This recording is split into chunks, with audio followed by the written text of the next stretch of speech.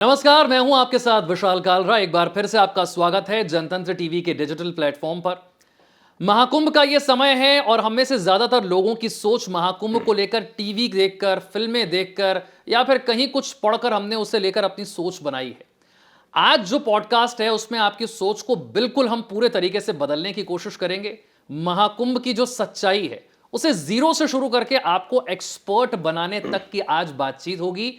और इसके लिए मेरे साथ एक बेहद खास मेहमान हैं। स्वागत करते हैं लेखक, राजनीतिक विश्लेषक, एक सोशल ऑब्जर्वर शांतनु गुप्ता जी का। शांतनु, बहुत स्वागत है आपका। नमस्कार नमस्कार विशाल भाई। शांतनु, जैसे मैंने शुरुआत में कहा, हम में से ज्यादातर लोगों की सोच कुंभ को लेकर टीवी से, फिल्मों से या कहीं पर कुछ पढ़ लिया, कुछ सुन लिया, वहां से बनी हुई है। अगर हम आज की पीढ़ी तो छोड़िए, थोड़ी सी पुरानी पीढ़ी से भी अगर कुंभ के बारे में पूछें तो वो बहुत ज्यादा ठीक ठीक तरीके से हमें बता नहीं पाएंगे कि कुंभ का मतलब क्या होता है, कुंभ मेला क्यों लगता है, वहां पर होता क्या है। आज ये बिल्कुल ठीक मौका है जब महाकुंभ की शुरुआत होने जा रही है और अब जो रिपोर्ट्स आ रही हैं कि करीब दुनिया की जो टोटल आबादी है उसका 5%, यानी कि 40 करोड़ लोग प्रयागराज पहुंच रहे हैं। तो यहीं से शुरुआत करते हैं कि महाकुंभ, इस शब्द का अर्थ क्या होता है और ये 40 करोड़ लोग प्रयागराज क्यों जाएंगे, ऐसा आकर्षण का केंद्र क्या है वहां। बिल्कुल आपने ठीक नोट पे बात कही विशाल कि कुंभ मतलब, अगर हम अपनी बॉलीवुड की पिक्चरों में चले जाएं तो कुंभ में 2 बच्चे खो गए थे, ये 2 भाई कुंभ में बिछड़ गए थे। मतलब इतनी अव्यवस्था है कि आप जाएंगे तो वहाँ तो ये मेमोरी बन जाती है बैक ऑफ द माइंड कि कुंभ क्या है। देखिए, शाब्दिक अर्थ से शुरू करते हैं। कुंभ क्या है? एक बर्तन, एक कलश, एक घड़ा। अब इस कलश की इतनी इंपॉर्टेंस क्यों है? मतलब वो कुंभ मेला वो नहीं है जहाँ मटके मिलते हैं, है ना। तो ये कुंभ, इसकी कलश क्यों? तो उसके हमें थोड़ा समय बताना पड़ेगा उसकी पौराणिक स्टोरी पे। कहानी शुरू होती है एक ऐरावत हाथी के इतराने से। अब आपको लगेगा ये कैसे? ऋषि दुर्वासा थे। ऋषि दुर्वासा ने एक माला पहनाई देवेंद्र को। इंद्र जी ने अपने हाथी को पहना दी। ऐरावत उनका बड़ा चहेता हाथी था, उनका वाहन था, उसको पहना दी। उसको उसकी खुशबू बहुत ज़्यादा लगी, उसने उसको सूंड से ज़मीन पर पटक दिया ऐसे ही। तो अब दुर्वासा ऋषि ने देखा कि मैंने माला पहनाई देवेंद्र को और वो ज़मीन पर पड़ी है। क्रोधित होते थे। आपको दुर्वासा ऋषि के श्रापों के बारे में तो बहुत चर्चा है। तो उन्होंने इंद्र देव को ही श्राप नहीं दिया, पूरे देवलोक को श्राप दे दिया कि तुम्हारी शक्ति, तुम्हारी संपदा, तुम्हारा जो वैभव है, सबसे तुम विहीन हो जाओ। और फिर क्या था? वो ऐरावत हाथी भी लुप्त हो गया, लक्ष्मी जी लुप्त हो गई, चंद्रमा लुप्त हो गए। मतलब बिल्कुल ये लोग जीर्ण शीर्ण हो गए, पूरा देवलोक जीर्ण शीर्ण हो गया। और जब आप जीर्ण शीर्ण होते हैं तो अपना जो विरोधी है, जो अपोजिशन वाला है, वो तो ताक लगा के बैठा है। अपोजिशन कौन है यहाँ पे? असुर। वो बैठे, अरे यार ये तो इनका डाउन टाइम चल रहा है, उन्होंने और अटैक कर दिया, तो जो बचा कुचा था वो भी लुट गया। तो इस बिल्कुल जीर्ण शीर्ण लुटी पिटी अवस्था में ये कहाँ पहुँचते हैं? हर बार कोई भी दिक्कत होती है देवलोक पृथ्वीलोक को, तो विष्णु जी के पास पहुँचते हैं। और वहाँ से आती है अवतारों की परिकल्पना। जो हमारे अवतार है कि मत्स्य अवतार हुए, फिर कूर्म अवतार हुए, फिर वराह अवतार हुए, फिर नरसिंह अवतार हुए, फिर वामन अवतार हुए, फिर परशुराम हुए, राम, कृष्ण, बुद्ध और कल्कि अलग विषय है, वो संबल में चल रहा है आजकल बड़ा विषय है कि संबल में कल्कि देव आएंगे, ऐसी हिंदुओं की धारणा है। तो जो सेकंड अवतार है, कूर्म अवतार, उसकी कहानी है ये पूरी। तो विष्णु जी कहते हैं ठीक है, अभी विष्णु जी के पास पहुंचते हैं, तो ऐसा करो, अभी तो बहुत बुरा हो चुका है तुम्हारे साथ, तो तुम्हें कुछ बहुत बड़ा करना पड़ेगा। तो क्षीर सागर का मंथन करते हैं। उसके मंथन से अमृत निकलेगा, उस अमृत को आप लोग सब पिएंगे तभी हो पाएगा। इतना बुरा हाल हो चुका है तुम्हारा। मतलब छोटी मोटी डोज नहीं होगी, बिल्कुल एंटीबायोटिक का भी डबल डोज देना पड़ेगा। अच्छा, जो लोग यहाँ पर नहीं समझते उन्हें बता दीजिए, मंथन शब्द का अर्थ क्या है। हाँ देखिए, मंथन एक तरह की चर्निंग है ना, चर्निंग जिसमें मतलब एक तरह से दही का मंथन, जो अपनी मथा जाता है ना। अब यहाँ मथा जा रहा है क्षीर सागर। अब क्षीर सागर मथा जा रहा है, तो अगर आप यहाँ पे, आपके दर्शक कुछ गांव परिवेश में रहे हो, तो बड़े बड़े पतीलों में मथा जाता था। उसके लिए मथनी भी मोटी सी होती थी, तो हाथ से नहीं मथा, उसमें एक कट लगा होता था, डोरी से ऐसे मथा जाता था। तो लगा भाई इसे मथेंगे कैसे? मतलब कोई ऐसा तो है नहीं छोटी सी कटोरी, सागर का मंथन होना है। सागर का मंथन होना। तो मथनी बनी मंदार पर्वत। मतलब कैन यू इमेजिन, एक माउंटेन इज द मथनी। ठीक है, अब वो आपको चरनी चाहिए, वो रस्सी चाहिए। तो जो नाग देवता वासुकी हैं, जो शिव के गले में वास करते हैं, वो बने चरनी। लेकिन सबसे इंपॉर्टेंट था बेस, ये कहाँ पे टिकेगा, सब कहाँ पे ये। फिर विष्णु जी ने अवतार लिया, कूर्म अवतार। एक वृहद कछुआ, टॉर्टाइज, टर्टल, वो बैठे, उनके ऊपर मंदार पर्वत और उस पर भी चरनी हुई।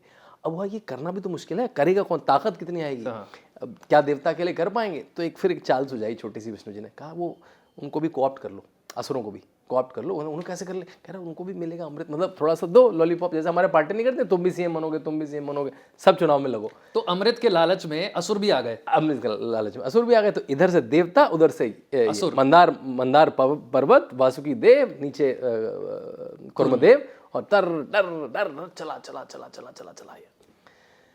अब उसमें से ऐसी बात थी, इसमें से रत्न निकलेंगे, और एक ही रत्न नहीं निकलेगा, अमृत भी निकलेगा और भी रत्न निकलेंगे। मतलब इतना प्रिडिक्टेबल, जैसा ना अब आपने कुकर बनाया तो उसके अंदर से थोड़ा अनप्रिडिक्टेबल भी हो सकता है, तो उसमें से अल्टीमेट गोल अमृत पाना था, लेकिन उसके रास्ते में कुछ भी निकल कुछ सकता भी आ सकता है, अच्छे बुरे रत्न दोनों आ सकते हैं। अब सबसे पहला जो है वो हलाल, मतलब है। विश विष भी नहीं, मतलब हलाल मतलब द पॉइजनस पॉइजन, हल्का फुल्का विष नहीं है। और वो ऐसा हो गया, लोगों को लगा देवता और असुरों का, ये तो हमने अमृत पाने के लिए करा था, ये तो सृष्टि का नाश कर देगा, ये तो धरती का, आकाश का, पाताल लोक सबका नाश कर देगा। अब इसका क्या, देवता भी पीछे हो गए, असुर भी पीछे हो गए। और फिर आए शिव, भगवान शिव कैलाश पर्वत से उतर गए और उन्होंने उसका पान कर लिया, और पूरा पूरा पूरा ब्रह्मांड देख रहा था कि भाई कैसे पचा जाएंगे। पार्वती है, जैसे हमारे यहाँ स्त्री की जो शक्ति है उसका कितना महत्व है, और उन्होंने अपनी शक्ति से उनके कंठ पर रोक दिया, और इसीलिए शिव जी को नीलकंठ कहते हैं। वही मैं आपको दिखाऊंगा, हमारे पूरे कथानक में आप देखिएगा कुंभ से जुड़ी हुई बहुत सारी चीजें हमारे आसपास हैं। जैसे जो हमने समुद्र मंथन शब्द लिया, मैं लिटरेचर फेस्टिवल कार्यक्रमों में जाता हूँ, उनमें आधे का नाम मंथन होता है। मंथन मतलब विचारों का मंथन। वो आया कहाँ से, समुद्र मंथन से, कि विचारों का मंथन होगा तो नई नई चीजें निकलेंगी, ज्ञान निकलेगा। तो आप देखेंगे बहुत सारे शब्द, शब्दावली, जो ग्रामर है हमारी, वो कुंभ की कहानी से आती है। One of the very fundamental stories. इसके उदाहरण कहाँ कहाँ आता है, मैं कुंभ की स्टोरी पे वापस आता हूँ।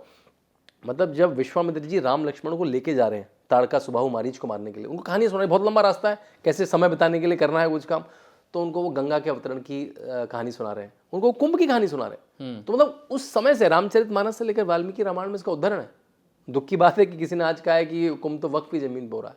मतलब जो इस्लाम 1400 साल पहले आया है उसकी जमीन है, जिसका विवरण आपको ऋग्वेद में मिलता है, जिसका विवरण आपको रामचरितमानस और रामायण में मिलता है। आते हैं कुंभ की कहानी में, ठीक है। अब हलाल हो गया, नीलकंठ तक पहुंच गए। नीलकंठ में सेटल हो गई स्टोरी कि भाई ये तो गया, सबसे जो डेडली रत्न था, जो आउटकम था, हलाल का पान तो शिव जी ने कर लिया, शिव ने बचा लिया। ठीक। तो अब आते हैं, अभी नेक्स्ट क्या, नेक्स्ट अब और मथा गया। अब और मथा गया। अब मैं बल्कि थोड़े नोट्स भी लेके आया हूं, जिससे मैं कुछ इतनी डिटेल्ड कथा है, कुछ मैं मिस ना कर जाऊं, ठीक है।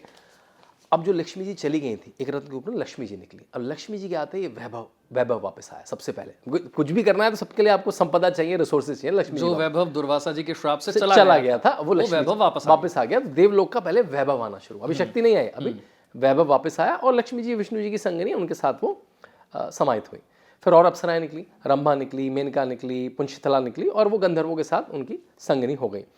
फिर निकली वारुणी, ये बड़ा रोचक है। वारुणी कौन है, वो सुरा की देवी है, मतलब मदरा की देवी है, और उसको ऑब्वियसली किसने ले लिया, असुरों ने ले लिया।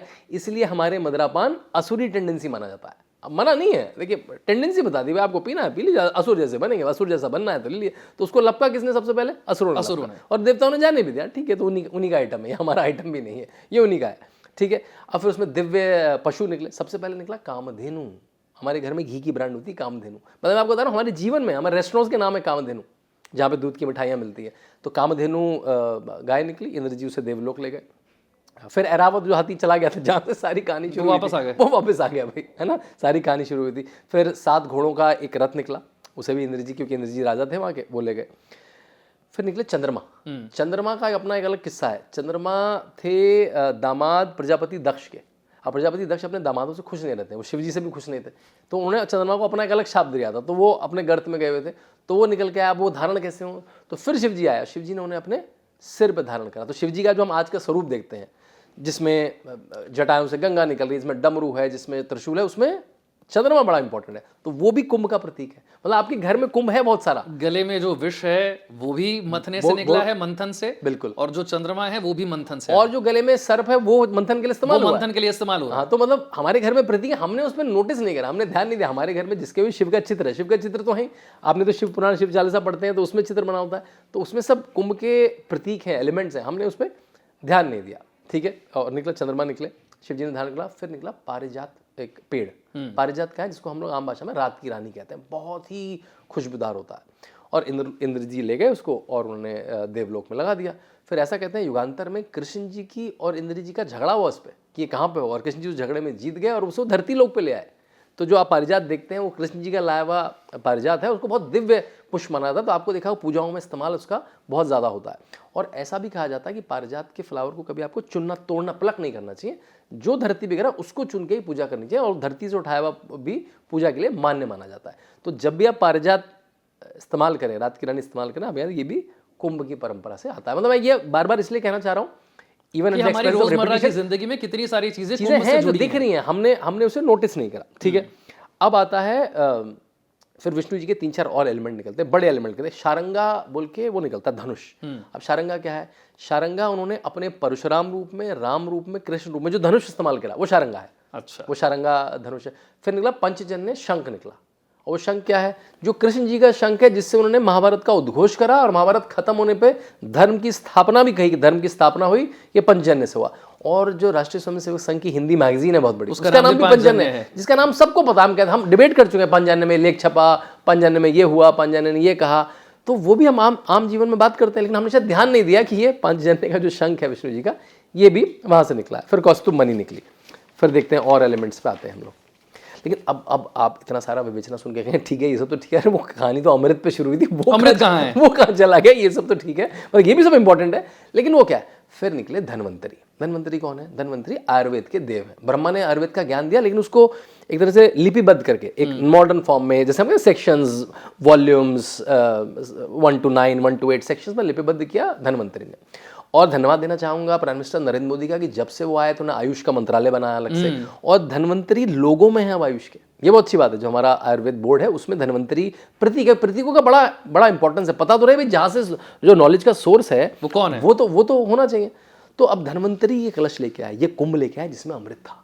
धन्वंतरी के हाथों में है अमृत कलश, धन्वंतरी के हाथों में जिसका इंतजार था, जिसके लिए मंथन हुआ। हाँ, जो आयुर्वेद के प्रणेता हैं। तो इस तरह से आयुर्वेद एक अमृत वाणी जिसने दी है, एक अपने शरीर को, अपने मस्तिष्क को ठीक करने की जिसने विधा दी है, वो लेके आए अमृत को। अब आपको लगा ठीक है, हैंड सॉल्ट, अमृत आ गया, अब भी क्या खत्म।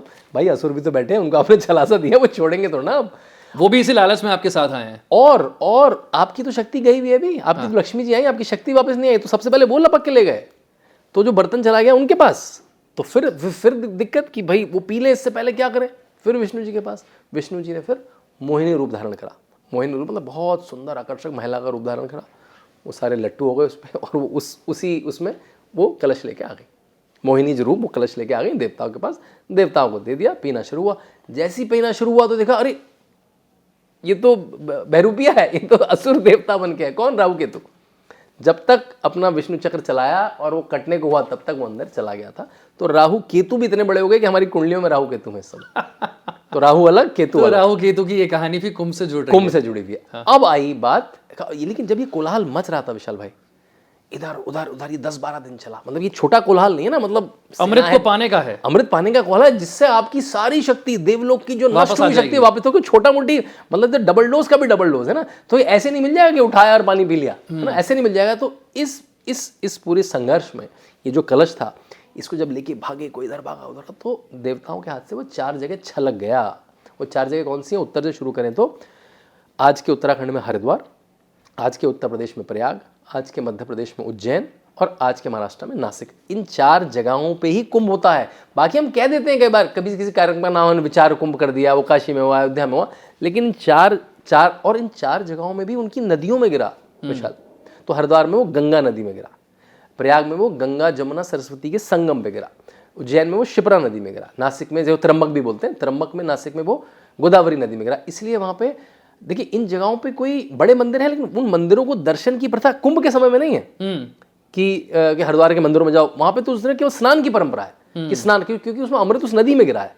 तो एक तो वो स्थान, नदी को पवित्र मान लिया गया और उसमें स्नान करने का अपना एक महत्व हो। और उन दशाओं में, नक्षत्रों की उन दशाओं में, जब वो उस तरह की स्थिति फिर से आती है, पूरा ऐसी ही स्थिति फिर आए जैसी पहले आई थी, जैसे जब समुद्र मंथन के समय हुई थी। वो दशा क्या है? वो बिल्कुल बृहस्पति की दशा की। बृहस्पति जब मेष में एंटर करता है तब प्रयाग का कुंभ होता है। बृहस्पति जब लियो में एंटर करता है, सिंह में एंटर करता है, तो नासिक और उज्जैन का कुंभ होता है। और आपको पता होगा नासिक और उज्जैन के कुंभ को कहते हैं क्या? सिंहस्थ, क्योंकि वो तारों की दशाओं से है।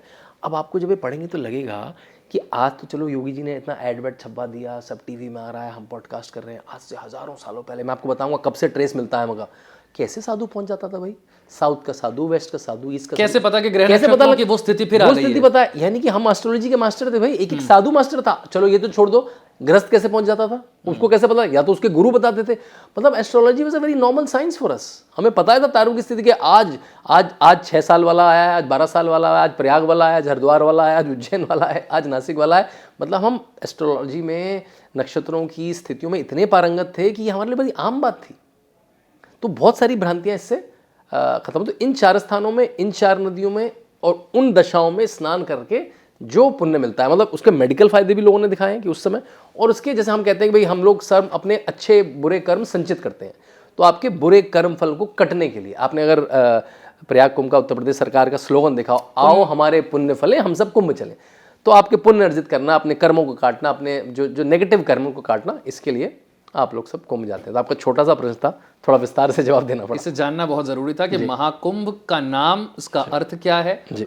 लेकिन इसे लेकर फिर जो आजकल की जनरेशन है उसमें इतनी सारी गलत धारणाएं, जिसकी हमने शुरुआत में बात की थी, जो थोड़ा सा सुनने में फनी लगता है।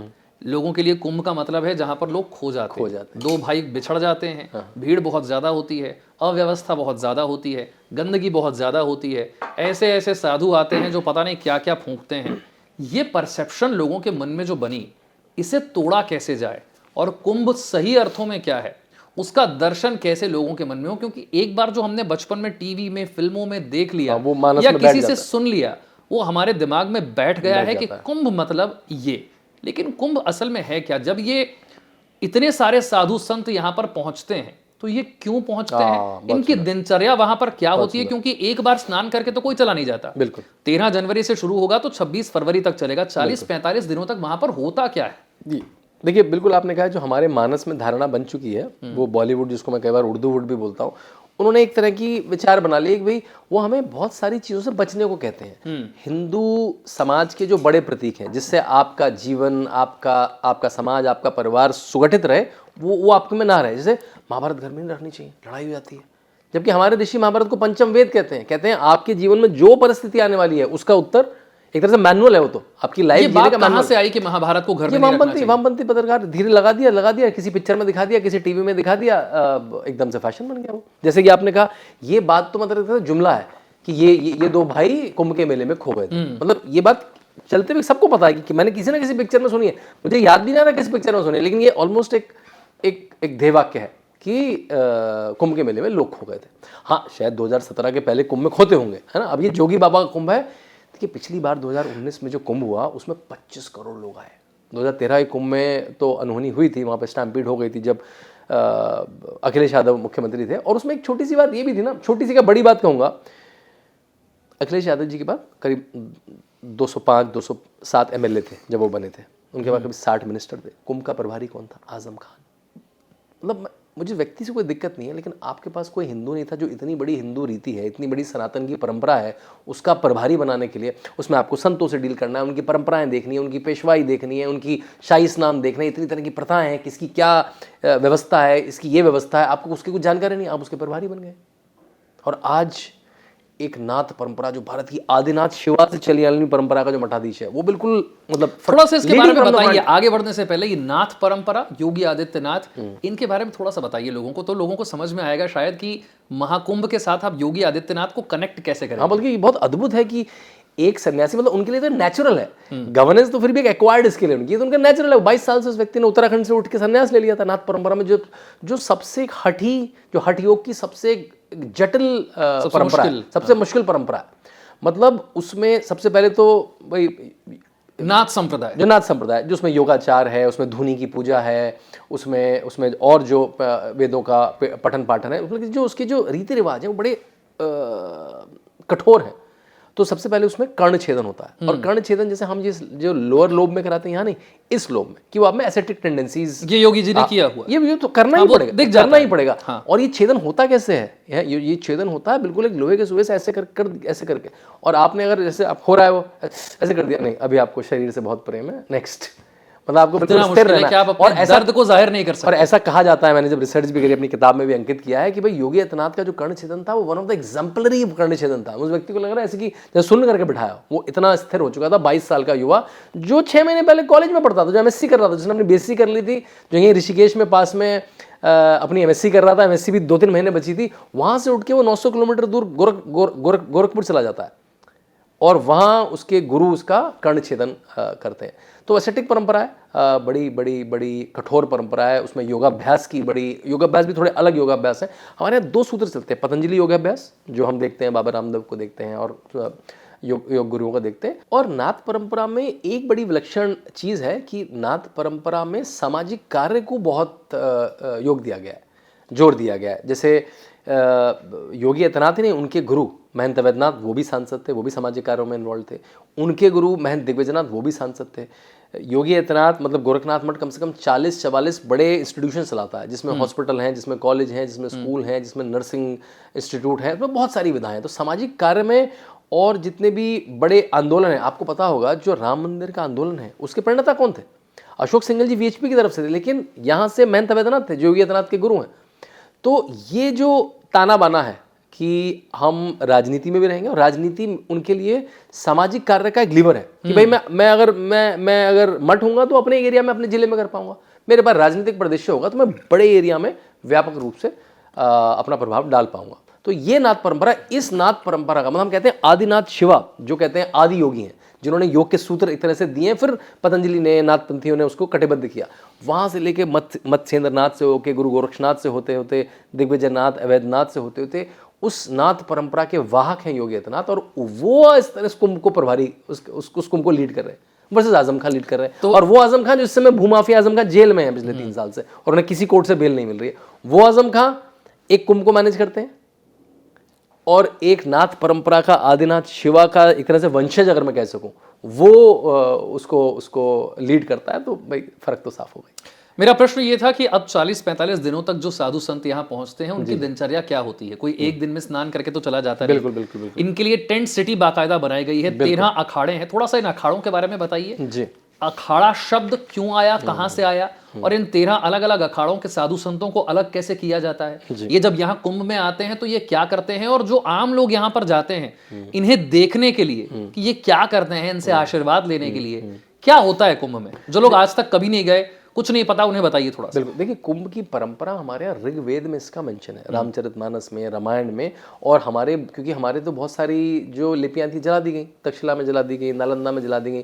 तो जो वेस्टर्न ट्रैवलर्स आए, जैसे हुआनसांग आए, तो वहाँ से हमें चाइना से, हाँ चाइना से बहुत सारे लगाए, तो वहाँ के अकाउंट्स हमें मिलते हैं कि कैसे राजा हर्षवर्धन ने इसको बढ़ाया, वहाँ पे दान पुण्य करते थे।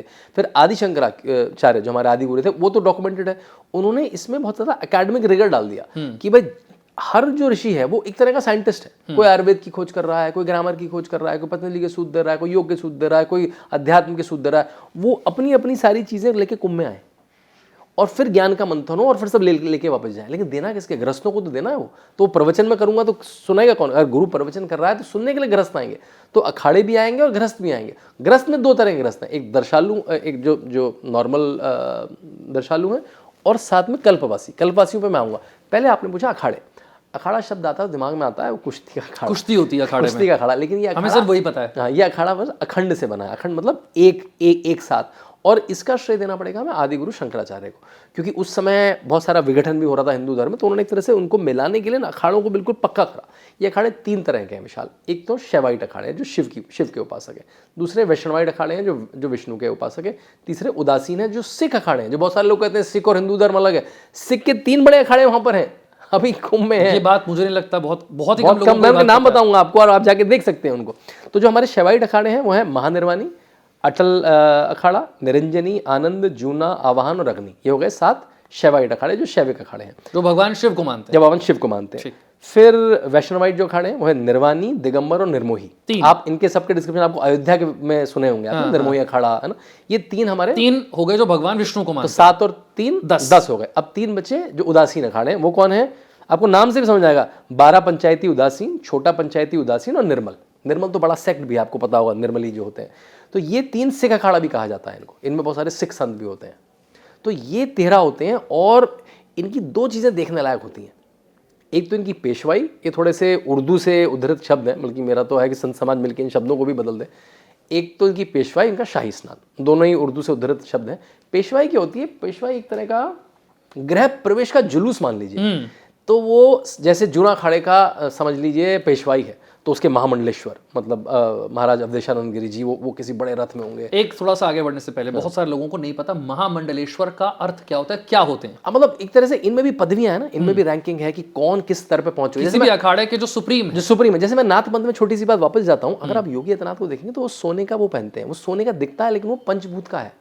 तो जब आप उनका पंच कर्ण छेदन हुआ होगा तब उन्होंने पहले पहना होगा मट्टी का, फिर लकड़ी का, फिर आइवरी का, तो वो उसकी रैंकिंग एक तरह से कि आप कुंडल से पहचान सकते हैं कि ये अभी साधु रैंक में इनका कहाँ पे पहुंचे। तो ऐसे आध्यात्मिक प्रगति कितनी, आध्यात्मिक प्रगति बिल्कुल सही कहा आपने, उनकी आध्यात्मिक प्रगति कितनी हो चुकी है, उनका पठन पाठन किस शोध उनका किस स्तर का हो चुका है। तो जो महामंडलेश्वर है अखाड़ों के एक तरह से मतलब सर्वोच्च पद है, CEO ऑफ दैट मठ। तो पेशवाई की बात हो रही थी, सबसे आगे महामंडलेश्वर होंगे, किसी बड़े से रथ में होंगे, फिर श्री महंत होंगे उनके, ऐसी उनकी पदवी। एंट्री जब होती है महाकुंभ में, ये पेशवाई आती है, ये पेशवाई आती है और ये फिर अपने अपने अखाड़ों में घुसती है। और जब ये रास्ते में होती है तो अपने अपने तरह के नृत्य, उनके प्रतीक, उनके भजन, उसमें वो गुलाल उड़ाते हुए वो देखने जैसा होता है। अब तो ये चला गया क्योंकि ये कुंभ से पहले होती है, सबकी पेशवाई हो चुकी है, अभी हमने देखी कुछ दिनों में। हाँ, बहुत सुंदर होती है, वो देखने लायक होती है। एक दिन में 2-2 3-3 अखाड़ों की होती है, जब अखाड़े महाकुंभ में प्रवेश करते हैं और फिर वो उस प्रवेश के साथ ही अपने कैंप में अपना जो टेंट होता है, आगे दिनचर्या की बात आई, वो उसमें घुस जाते हैं। तो एक तो ये देखने वाली चीज होती है। फिर हर अखाड़े में विशाल कई सारी प्रक्रिया होती है, जैसे उसमें गृहस्थों के जाने के लिए जो अपने श्रद्धालु उनके जाने के लिए समय बद्ध होते हैं। उसमें प्रवचन जहाँ पे प्रवचन की परिपाटी, वहाँ प्रवचन होते हैं, वहाँ भोजन लंगर दिया जाता है, वहाँ अलग तरह से भंडारे लगते हैं, वहाँ साधु आपस में भी बहुत मिलते हैं। जैसे कल आपने देखा बड़ा सुंदर चित्र आया कि योगी आदित्यनाथ हर बड़े अखाड़े से जा के मिले उन्होंने किसी को बुला नहीं है भाई मैं मुख्यमंत्री हूँ मेरे पास आओ, खुद गए, वो सबके पास गए, वो हर मंडलेश्वर के साथ मिल गए, साधुओं के साथ खाना खाया, किसी के साथ सुबह का, किसी के बाद दोपहर का, व्यवस्थाएं देखी उन्होंने, साथ में ये भी करा। तो ये आपस में मिलते हैं, इनके आपस में एक्सचेंजेस होते हैं बहुत सारे, आगे क्या क्या करना है, कोई नई चीज़ें क्या क्या हम कर सकते हैं हिंदू समाज के लिए। जैसे मैं आपको 2-3 उदाहरण देता हूँ पास्ट के। कुंभ को इस्तेमाल किया गया हमारे स्वतंत्रता आंदोलन में। बहुत सारे जो बड़े डिस्कशन थे, स्वतंत्रता सेनानी जो ऋषि मुनियों की और संतों की भी, हमारे संत भी तो बहुत सारे स्वतंत्रता सेनानी हो गए थे। आपको पता है कि शब्द हम यूज करते हैं गोरख धंधा, तो नेगेटिव वर्ड है, नेगेटिव वर्ड है। भाई विशाल क्या गोरख धंधा मचा रखा तुमने, है ना, वो नेगेटिव वर्ड है। लेकिन आप गोरख धंधा आया तो गोरख से, गोरक्षनाथ से है। जितने भी ये गोरख पीठ के लोग थे, ये अंग्रेजों की नाक में दम करके रखते थे। इनकी ट्रेनें जाती थी, उनके हथियार ले लेते थे, इनका सामान ले लेते थे, इनके सिपा सवालों को हटा देते थे। तो उन्होंने नेगेटिव वर्ड को घरा कि गोरखपुर वाले गोरख धंधा करते हैं, गोरक्षनाथ मठ वाले लेकिन वो नेगेटिव उनके लिए था, अंग्रेजों के लिए, हमारे लिए पॉजिटिव था। तो इसको हमें इस शब्द को कभी इस्तेमाल नहीं करना चाहिए, गोरख धंधा मतलब अंग्रेजों के खिलाफ गोरख धंधा, देश के लिए वफादारी। तो इसलिए इस तरह की चीजें, मतलब मैं बताना चाहता था कि हमारे संत भी स्वतंत्रता आंदोलन में सम्मिलित थे, और आजादी के आंदोलन के लिए कुंभ का बड़ा इंपॉर्टेंस है, उनमें बहुत सारी चर्चाएं। फिर और देखिए जैसे 1906 में मदन मोहन मालवीय की अध्यक्षता में बनारस हिंदू यूनिवर्सिटी बनेगी, इसका उद्घोष, प्लानिंग, बजटिंग पूरी कुंभ में हुई। 1964 में विश्व हिंदू परिषद बनेगी, इसका उद्घोष, इसकी प्लानिंग हरिद्वार कुंभ में हुई। राम मंदिर में देवरा बाबा का जो सबसे बड़ा भाषण है, जब उन्होंने उद्दुलित करा था कि हिंदू तुम्हारे मतलब बस का नहीं है क्या, एक मंदिर अपना वापस नहीं ले सकते, तो वो घोषणा, सारी प्लानिंग, महंत अवैधनाथ से लेकर विश्व हिंदू परिषद के अशोक सिंघल जी, उनके चित्र हैं बहुत सारे, वो सारी कुंभ में। और कितनी सुंदर बात है, ये पहला कुंभ है जो राम मंदिर बनने के बाद हो रहा है ना, ये भी बड़ी बात, जिसकी प्लानिंग आपकी कुंभ से शुरू हुई।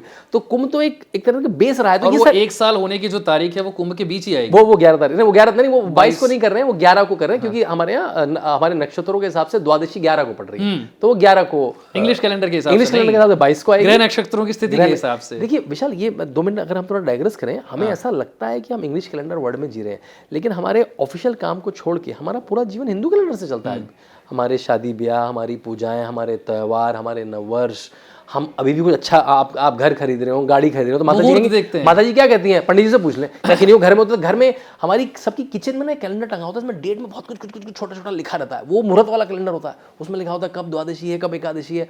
तो हमारे अच्छे बुरे काम सब हम वही करते हैं। अब क्योंकि इंग्लिश कैलेंडर वर्ड व्यवस्था का पार्ट है, तो हमें फॉलो करना पड़ता है वो अपने ऑफिस और ये सब काम में। लेकिन हमारे जीवन में कहता, मैंने किसी के नव वर्ष में कहा कि तो इंग्लिश नव वर्ष है, अब अगर यही है तुम क्या लेके बैठ जाते, मैंने कहा नहीं, तुम्हारे जीवन में भी बेटा बहुत सारा हिंदू कैलेंडर करा। मैं तुम्हारी शादी कब हुई थी, अब हुई थी, कैसे, किसने थे, पंडित जी ने खरीदी, कौन से कैलेंडर से खरीदी, हिंदू, तो उसको एकदम से ठनका, उसको दिमाग में नया, गाड़ी खरीदी, घर खरीदा, सब आप हिंदू कैलेंडर सब मुहूर्त देख के करते हैं। तो वापस आते हैं कि उनकी दिनचर्या क्या होती है, तो वो पेशवाई हुई। फिर जो 6 बड़े स्नान हैं, मैं उन स्नानों के नाम भी बताता हूँ।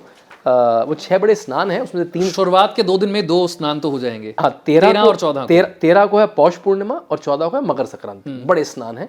फिर मैं पहले स्नान पढ़ दूं सारे, फिर 29 को मौनी अमावस्या, जो सबसे बड़ा स्नान होता है। पिछली बार 4-5 करोड़ लोग आए थे, इस बार भी उतने ही लोग आने की संभावना है। फिर बसंत पंचमी, जो मेरे ख्याल से 3 को पड़ रही है, माघी पूर्णिमा जो शायद 10 को पड़ रही है, और फिर महाशिवरात्रि जो 26 को पड़ रही है। माघी पूर्णिमा शायद 12 को है। तो ये जो 3 शाही स्नान और 3 और मुख्य स्नान, ये देखने जैसे हैं। मुश्किल है थोड़ा, सुबह सुबह 3-4 बजे उठना पड़ता है। इसमें सारे अखाड़ों की एक तरह से कितने वो साइज़ में बड़े हैं उसके हिसाब से उनका नंबर लगता है।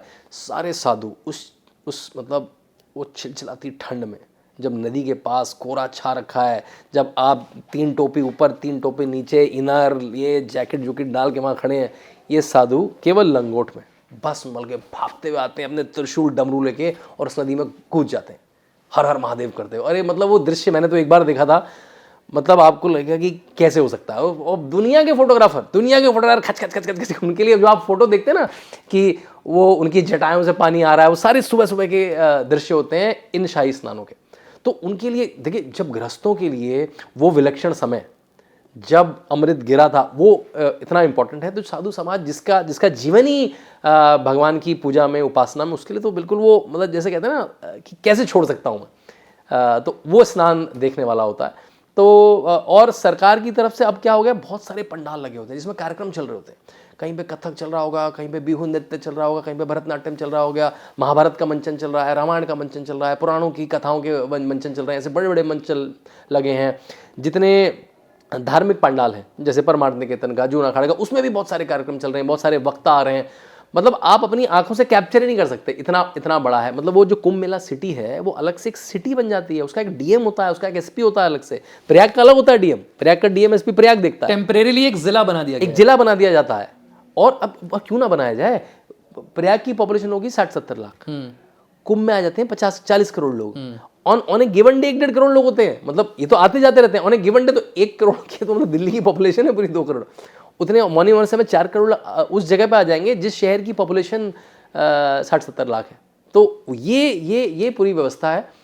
और मेरे ख्याल से देखिए, आज से हज़ारों साल पहले लोगों के आने की परिपाटी है ना। आज तो योगी बाबा ने आपको एयरपोर्ट दे दिया है ना, मोदी जी ने अलग अलग ट्रेनें दे दी आपको, अच्छे हाईवे बना दिए, पूरी जानकारी है आपके पास, टेंट सिटी है, अलाना है, फलाना है। अगर अब आप नहीं गए तो मतलब वो तो दुर्भाग्य होगा, फिर वो तो दुर्भाग्य होगा ना जाना।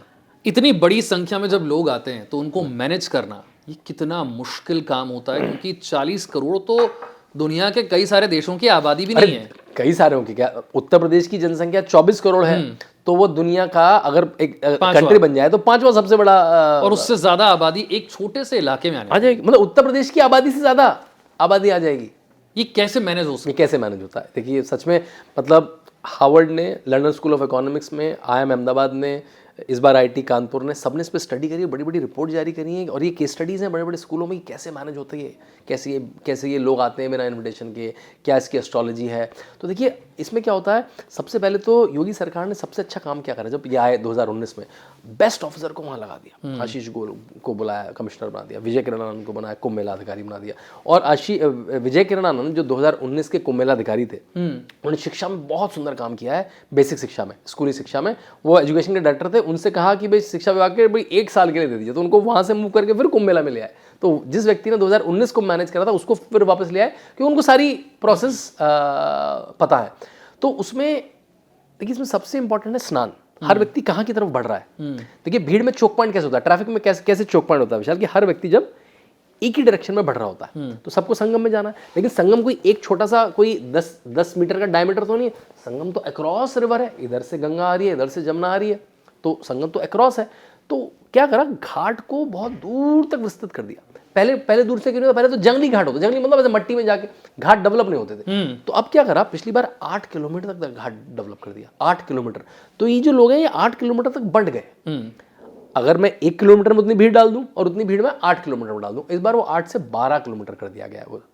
तो 12 किलोमीटर के इलाके में आप रह सकते हैं, 12 आपको अगर किलोमीटर में आप स्नान रह करना सकते हैं, स्नान कर सकते हैं, वहाँ पे घाट डेवलप्ड है, वहाँ पे पार्किंग है, वहाँ पे शौचालय है, वहाँ पे सफाई कर्मी है, मतलब पूरी व्यवस्था है। और 12 किलोमीटर बहुत लंबा इलाका बहुत लंबा इलाका है, पूरा पूरा शहर निकल जाता है पूरा, तो उस इलाके में ये भीड़ होती है। तो अपने आंखों से आपको नहीं दिखेंगे, तो जितने भी शॉट आते हैं भीड़ के, वो ड्रोन शॉट से पता लगता है, अपनी आंखों से आपको दिखेंगे, इतनी भीड़ दिख नहीं सकती। हजारों लाखों लोग दिखेंगे, तो अपनी आंखों में नहीं समा पाएंगे, इसलिए व्यवस्था है।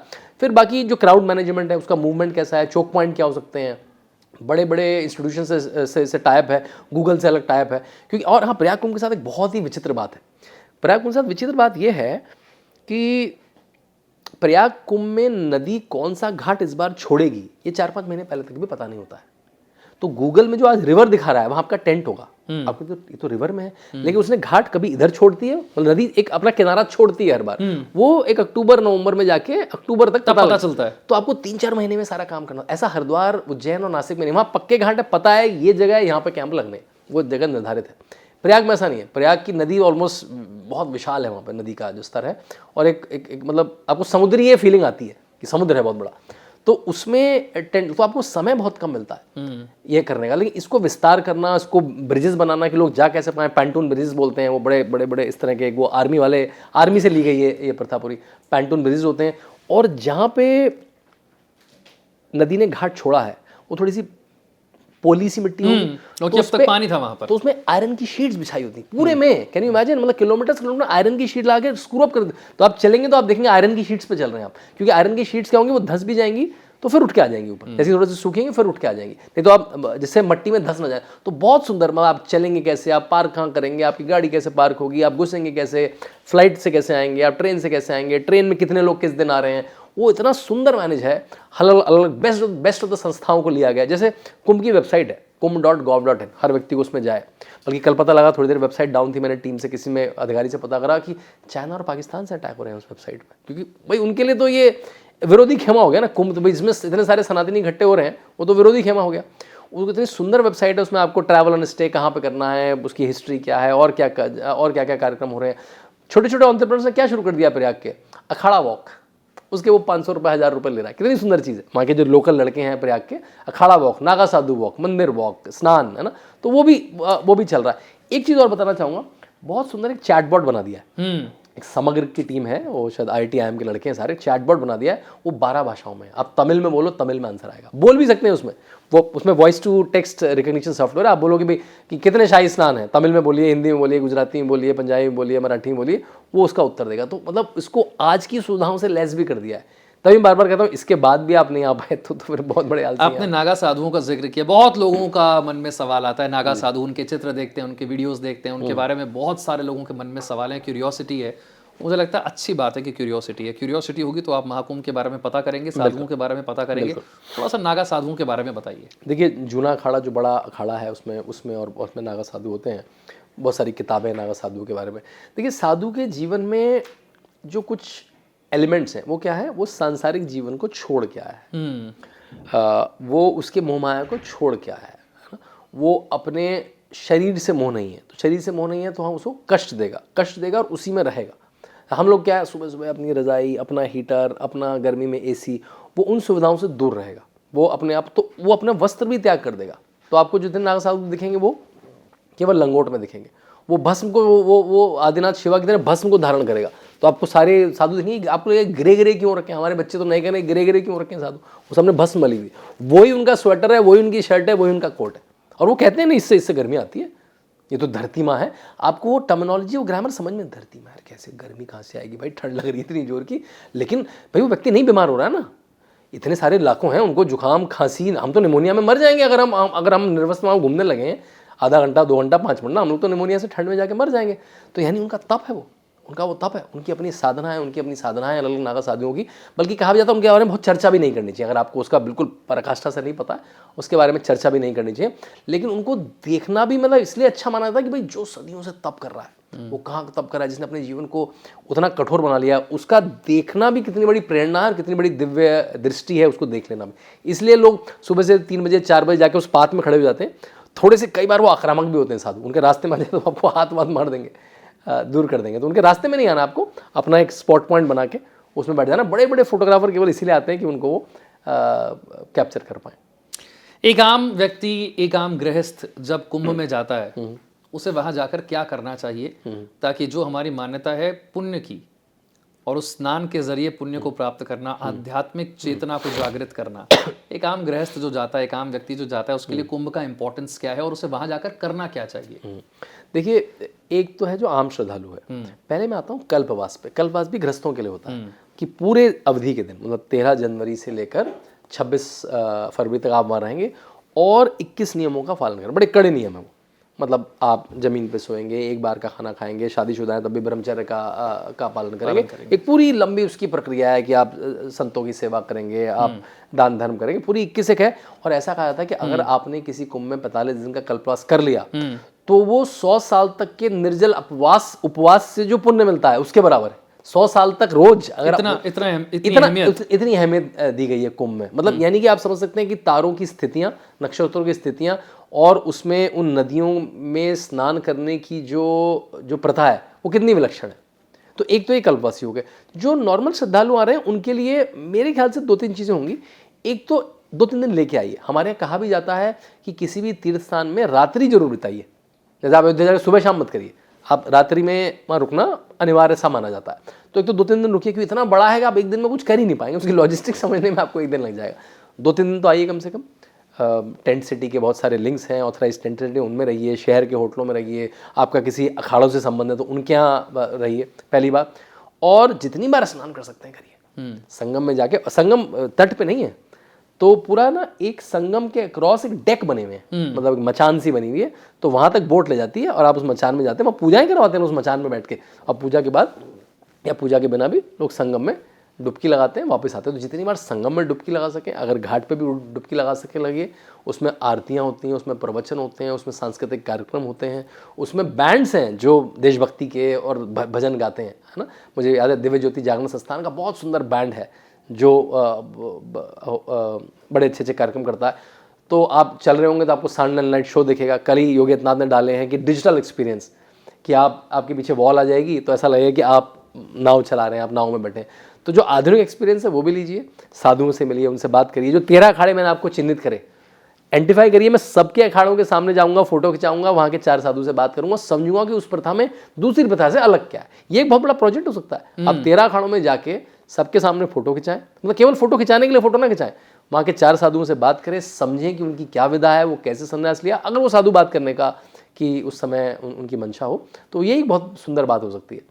और वो विस्तृत जगह पे होंगे, उनको ढूंढना इसलिए क्योंकि वो गूगल मैप में नहीं आएंगे, क्योंकि वो तो बने ही 40 दिन पहले हैं। और क्या पता वहाँ पे नदी का तट रहा हो या नदी का बेड रहा हो, क्योंकि नदी वो 4 महीने पहले इधर थी, अब वो थोड़ी इधर को शिफ्ट हो गई। तो मेरे ख्याल से ये रिकमेंडेशन है।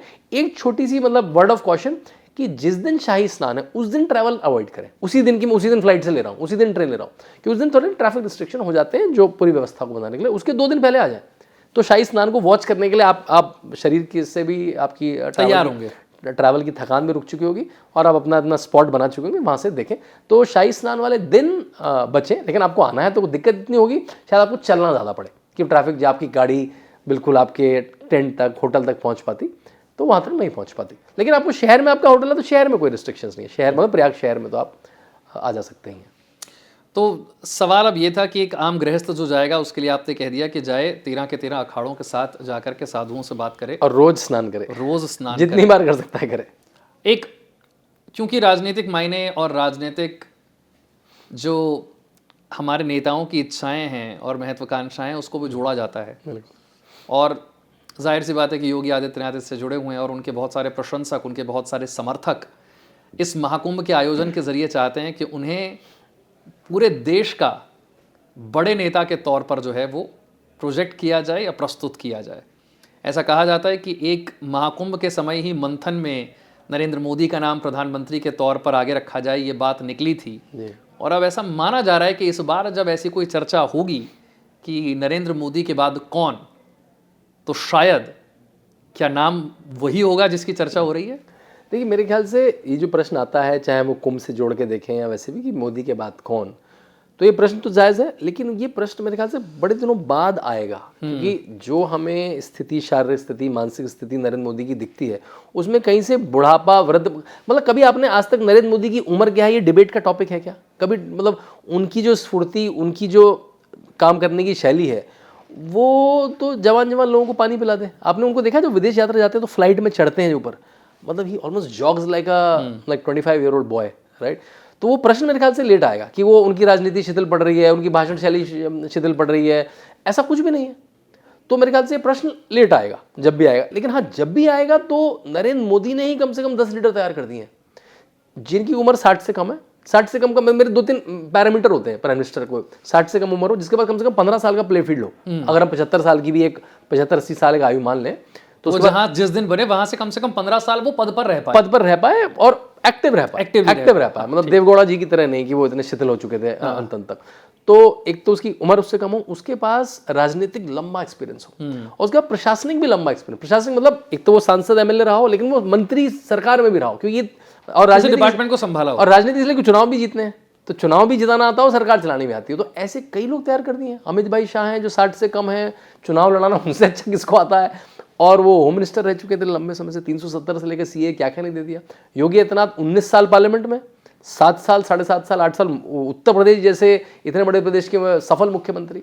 उधर हेमंत बिस्वा, इधर देवेंद्र फडणवीस, नीचे जाएं तो अन्नामलाई, बड़े सारे नाम दे दिए। तो इसलिए बैटरी ऑफ लीडर्स तो तैयार कर दिए, बल्कि सबकी उम्र भी एक दूसरे से 5-5 लेकिन पॉपुलैरिटी के मामले में हाँ, योगी आदित्यनाथ का आसानी से नहीं है कोई सानी खानी नहीं। मेरे ख्याल से ऐसा होगा कि जब भी पोस्ट मोदी एरा आएगा, अब वो कब आएगा, वो जैसे कहते हैं कि Tendulkar will only decide when he wants to retire, he will retire not by skill. जब वो मन करेगा उनका, वो रिटायर होंगे। उसके बाद एक लंबी सीरीज है। और देखिए आज की परिस्थिति में बोल रहे हैं, तब जो भी परिस्थिति उसमें योगी आदित्यनाथ एक बहुत बड़ा नाम है भाई। देखिए 19 साल, बल्कि मैं तो कहूंगा आप पूरी दुनिया में देख लीजिए। पर क्या संतों के बीच चर्चा होगी उनके नाम की, या ऐसे कोई चर्चा होगी? सही, मेरे ख्याल से ऐसे कोई बोल दे तो, क्योंकि अभी कुछ ना तो चुनाव आने वाला है, ना मोदी जी शिथिल हैं, तो इसलिए शायद चर्चा का विषय ना। हाँ, लेकिन योगी आदित्यनाथ के अराउंड बात बहुत होगी, क्योंकि संभल की चर्चा आएगी, क्योंकि राम मंदिर की चर्चा आएगी, क्योंकि वक्फ बोर्ड की भी चर्चा आएगी। बिल्कुल, वक्फ बोर्ड की चर्चा आएगी। क्यों महाकुंभ में वक्फ की चर्चा क्यों होगी? देखिए, क्योंकि देखिए अभी जो शीतकालीन सत्र आया उसमें वक्फ की बात हुई, वक्फ पे पार्लियामेंट्री कमेटी काम कर रही है, रोज वक्फ की बात आ रही है। और आज तो किसी ने स्टेटमेंट दिया जो कुंभ हो रहा है वो भी बहुत सारी वक्फ की जमीन पे हो रहा है। मतलब इस बात से बड़ा मतलब जोक हो सकता है क्या? मतलब ऋग्वेद में उसका मेंशन है, रामचरितमानस में चर्चा हो रही है समुद्र मंथन की, रामायण में चर्चा हो रही है समुद्र मंथन की, राजा हर्षवर्धन की बात हो रही है। मतलब जो धर्म 1400 साल पहले आया उसकी ज़मीन पे हजारों लाखों साल पुराना कुंभ हो रहा है। मतलब ये इतनी अटपटी है बात कि इसमें हंसूंगी रो, मुझे नहीं पता, लेकिन इसलिए चर्चा जरूर आएगी। और उसके काउंटर में सनातन बोर्ड की चर्चा आएगी। सनातन बोर्ड की चर्चा आपने सुना होगा ऋषियों में, संतों में बहुत तेज पकड़ रही है। वो इसलिए पकड़ रही है, 2 कारणों से पकड़ रही है। एक तो एक रिएक्शनरी की तरह में, दूसरा एक बड़ा मूवमेंट चल रहा है विशाल, फ्री टेम्पल, कि भाई जो सारी मस्जिदें हैं वो वक्फ बोर्ड चलाता है, जो सारी चर्चेज हैं वो क्रिश्चियन मिशनरी के बोर्ड हैं, गोल मार्केट के बाद उनका पूरा संगठन है, जो सारे मंदिर हैं बड़े वो सरकारें चलाती हैं। तमिलनाडु के बड़े जो 84 विष्णु बड़े टेम्पल हैं वो सारे सरकार चलाती है। धन से तिरुपति जैसा बड़ा बोर्ड सरकार चलाती है। तो भाई Hindu money for the Hindu cause, मैं जो हुंडी में डाल के आता हूँ वो मैं किसी गरीब कल्याण नीति के लिए नहीं डाल के आता हूँ, उसके लिए मैं टैक्स दे रहा हूँ, बहुत सारा अलग से दे रहा हूँ। वो मैं हिंदू सनातन, उनके गुरुकुल बने, उनकी प्रथाएं हों, उनके अलग मंदिर बने, उनकी तरह से चिकित्सा हो, उसमें शोध कार्य हो, उसके लिए देके आता हूँ। लेकिन उसका तो केवल 10-15% टेम्पल को वापस मिलता है, टेम्पल मैनेजमेंट के लिए। बाकी सब तो गवर्नमेंट के बजट में चला जाता है। वो कहाँ चला जाता है मुझे नहीं पता, क्या बताऊँ, माइनॉरिटी स्कीम्स में चला जाता हो। तो मैं यहाँ पर डाल रहा हूँ तिरुपति की हुंडी में, वहाँ गया वो माइनॉरिटी के पास। तो ये जो Hindu money for the Hindu cause है, मूवमेंट बहुत तेजी पकड़ रहा है। इसमें टीआर रमेश, बहुत सारे लोग बहुत जोर का काम कर रहे हैं। तो ये मुझे विश्व हिंदू परिषद की बैठकों में ये वाणियां बहुत जोर जोर से सुनने लगी है।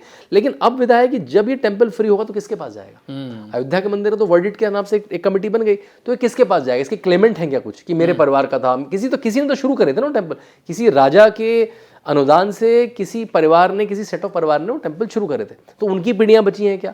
किस तरह से इनकी कमेटी बनाई जाएगी? उसमें इस तरह के रिप्रेजेंटेटिव होंगे जो एक बिल्कुल एक जैसे एक एनजीओ चलती है, उसका ऑडिट अकाउंट होता है, उस तरह से चलेंगे जैसे राम मंदिर चल रहा है। तो उसके लिए भी एक सनातन बोर्ड की जो एक तरह से उसके लिए एक नॉर्म सेट कर पाए। तो सनातन वक्फ बोर्ड की बात होगी, तो साथ में मुझे लगता है सनातन बोर्ड की बात भी होगी।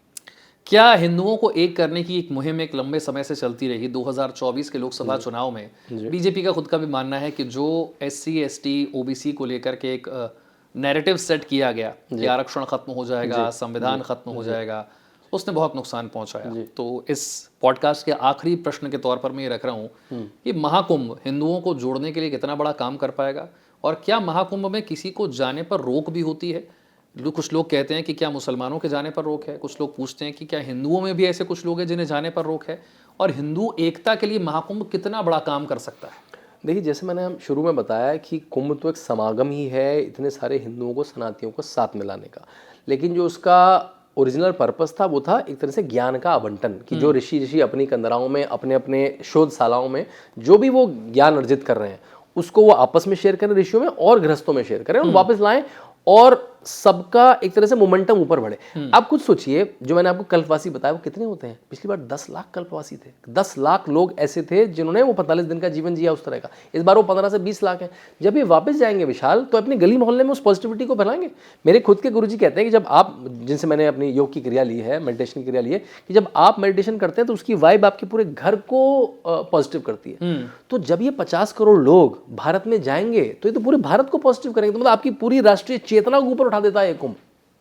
तो इसमें रोक टोक किसी के लिए नहीं ना। हाँ, ये हुआ कि भाई उन्होंने कहा कि हम भी दुकान लगाएंगे, हम भी दुकान लगाएंगे, तो कुछ बात आई कि भाई मुस्लिम लोग यहाँ दुकान नहीं लगाएंगे। देखिए, वैसे तो कुंभ कम्युनल है, बाकी सब कुछ खराब है, लेकिन आप पैसे कमाऊंगा मैं इसमें आगे ये तो बात ठीक नहीं है ना, कि जिद भी मेरी पट में, आने में किसी को रोक नहीं, आने में किसी को रोक नहीं। कौन आइडेंटिफाई कर पाएगा किसी को? एक एक को देख के कहाँ आइडेंटिफाई कर पाएगा?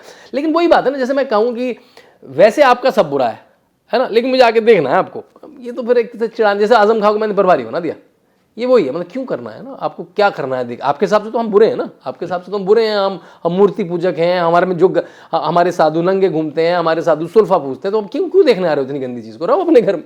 तो मतलब ठीक है, लेकिन आपको रिसर्च के लिए आना, शोध के लिए आना, मनाही किसी के लिए नहीं है ना, किसी धर्म जाति विशेष किसी के लिए कोई मनाही नहीं है। एकदम संक्षेप में आखिरी प्रश्न, क्योंकि इस पॉडकास्ट को रिकॉर्ड करने के बाद आप भी महाकुंभ की तरफ ही जा रहे हैं। जी बिल्कुल। क्या कुछ करने जा रहे हैं, क्या सोचकर जा रहे हैं, और क्या हासिल करने के उद्देश्य से जा रहे हैं? देखिए, 2019 में मैं पहली बार कुंभ गया, जबकि मैं ऋषिकेश में पला बड़ा हूँ, मेरे घर के पास ही हरिद्वार में कुंभ होता, लेकिन हमारे भी परिवार में छोटे बच्चे कहाँ कुंभ में खोएंगे, कहाँ जाएंगे, जबकि हमारे घर से मतलब 40 मिनट नहीं लगते हैं जाने में। लेकिन कभी, जबकि मेरे परिवार में सब बहुत आध्यात्मिक लोग थे, लेकिन नहीं गया। तो 2019 में पहले मैं पूर्ण रूप से गया मैं, और कम से कम मैंने 20-25 दिन बताया परमार्थ निकेतन के साथ, कई कैंप के साथ रहा। मैंने कई इवेंट्स करे वहाँ पे, लिटरेचर फेस्टिवल करा, फोटोग्राफी फेस्टिवल करा, सोशल मीडिया कैंप करा, एक आर्ट फेस्टिवल करा। इस बार भी मैं कई सारे इवेंट्स कर रहा हूँ वहाँ पे, परमार्थ निकेतन के साथ फोटोग्राफी फेस्टिवल कर रहे हैं, एक लिटरेचर फेस्टिवल जैसा कल्चरल कुंभ करने की कोशिश कर रहे हैं। कुछ जगह मुझे वक्ता की तरह भी बुलाया गया, तो उन मंचों पर रहूँगा मैं। तो मन ऐसा है कि अलग अलग टेंट्स में, अलग अलग जो साधु संतों के टेंट, उनमें रहने की व्यवस्था हो, और मैं अपने आप, अपने जो मैं लोगों को इतना ज्ञान दे रहा हूँ, मैं खुद भी करूँ, मैं खुद भी अखाड़ों में जाऊँ, बात करूँ, साधुओं से जुड़ूँ। 2019 से लेकर 25 तक मुझ में भी परिवर्तन आए होंगे, अच्छे बुरे परिवर्तन आए होंगे, उनको ऑब्जर्व करने की कोशिश करूँ, देखूँ इतने लोग किस विधा से आए हैं। क्या मैं तो अपने आप को टूरिस्ट ही समझता हूँ आज भी, कि देखो वो जो लोग आते हैं ना, वो तो चले आते हैं, योगी आदित्यनाथ बुलाए ना बुलाए, व्यवस्था अच्छी हो ना हो, तो अखिलेश यादव के समय भी आते थे। हम तो टूरिस्ट टाइप के लोग हैं, हमें फ्लाइट भी चाहिए, हमें ट्रेन भी चाहिए, हमें टेंट भी चाहिए, हमें सब पहले से जानकारी हो। वो लोग तो उठ के चले जाते हैं, होगा तो देखा जाएगा लल्ला। हम तो नहाने जा रहे हैं गंगा मैया के संगम में, तो उस अपनी टूरिस्ट टेंडेंसी को शेड कर सकता हूँ क्या मैं? बल्कि मेरा एक है, किसी समय में अपनी उम्र में, अपने जीवन में कल्पवास भी कर पाऊँ, कि वो जो 40-45 दिन का है जो जनवास है, तो कुछ कल्पवासियों से मिलूं और देखूं वो कैसे जी रहे हैं, और उससे एक तरह से सेल्फ मोटिवेशन पैदा करूं। तो बार बार यही कहूँगा, कुंभ की वेबसाइट में जाएं, देखें, तिथि देखें, थोड़ी सी शाही स्नानों से दूर, अगर आपको थोड़ा सा डर लग रहा है, उनसे दूर देखें। और इतनी सुगम व्यवस्था में अगर आप कुंभ नहीं जा पाएंगे तो फिर बहुत मुश्किल है, और फिर भी ना जा पाएँ तो कुंभ के सोशल मीडिया साइट पे देखते रहें हो क्या रहा है। जो चैटबॉट है उसके ऊपर एक एप्लीकेशन है, इसमें आप फोटो लेके अपलोड करें तो कुंभ के बैकग्राउंड में आपका फोटो को डेवलप करके दे देता है। तो ऐसा लगता है कि आप कुंभ में हैं, तो कम से कम चीटिंग वाला कुंभ तो देख ही लें। नहीं तो यूट्यूब पर बहुत सारे वीडियोस जो हैं वो आ रहे हैं, और बिल्कुल जनतंत्र टीवी के डिजिटल प्लेटफॉर्म पर भी और चैनल पर भी आपको ये सारे वीडियोस नजर आते रहेंगे। बहुत बहुत शुक्रिया शांतनु, आपने इतना वक्त दिया और इतने आसान तरीके से कुंभ को समझाया, उसके इतिहास को, और वर्तमान में कुंभ का महत्व क्या है, क्या कुछ वहां पर आज होने वाला है, और आने वाले 40-45 दिन कैसे रहेंगे, मैनेजमेंट कैसा होगा, उसे देखने के लिए दुनिया यहाँ पर पहुंचेगी। करीब 40 करोड़ लोग होंगे। आप भी जा रहे हैं, आपके अनुभव भी हम महाकुंभ से लौटने के बाद जरूर एक बार फिर अपने दर्शकों के साथ शेयर करेंगे। बहुत बहुत शुक्रिया। धन्यवाद विशाल।